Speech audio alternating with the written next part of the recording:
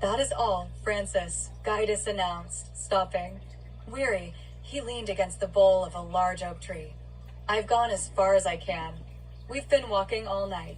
I am sore and require rest. With a dirty sleeve, Guidus wiped sweat from atop his bare head. I was preparing for bed when this calamity occurred. I had traveled the whole night before just to reach Capua and deliver that letter to Pero.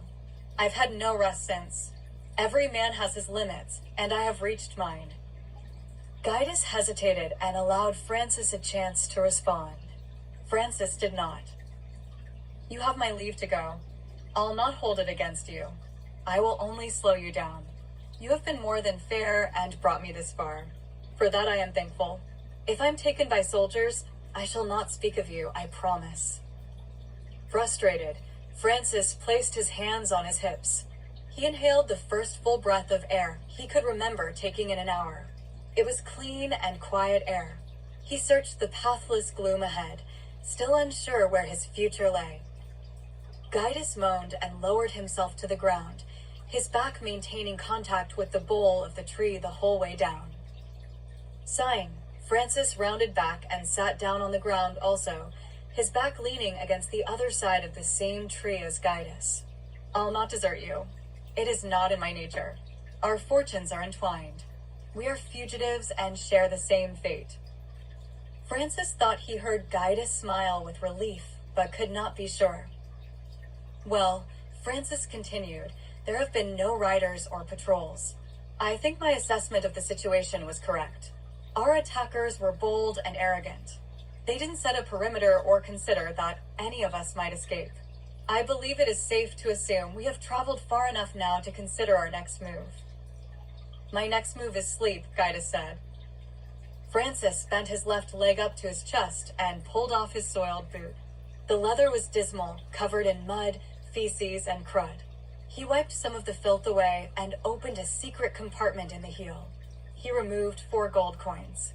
Clinking the pieces together between his burnt fingers, he held out his hand so Guidus could see them shine. It would have been more had these been my riding boots. Is there more coin in the other boot? Guidus asked. Francis nodded. Yes. Guidus patted his stomach as if he were full. Like the griffin, I too am a cautious man. I wear my money belt beneath my finery, even to bed. I'll not be caught empty-handed. I have a reputation to maintain. The two enjoyed a tired chortle before succumbing to the hopelessness of their predicament. All was quiet again. Patiently they watched the darkness begin to leave the woods. The tan and gold smudges of dawn gradually arrived in the east, opening the world around them.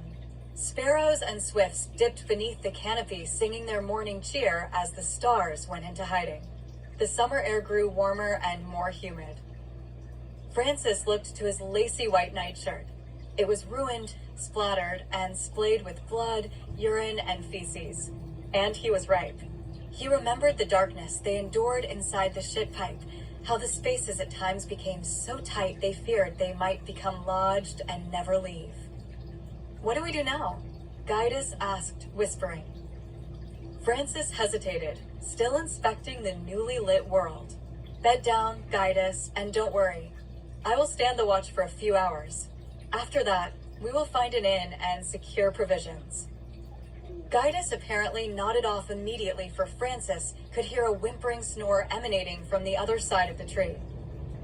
Francis jingled the gold coins in his hand a few times more before placing them back inside his boot heel and the boot back on his foot. He thought of rising and setting a perimeter as he said he would, but the moment his hands hit the ground to help him stand, he discovered he lacked the will to rise. He had no sword, no knife, no belt, no armor. I am powerless to defend us, he said, his eyes turning skyward. We are truly in God's hands. Excerpt from the Crystal Crux series, Blue Grotto by Alan M. Werner.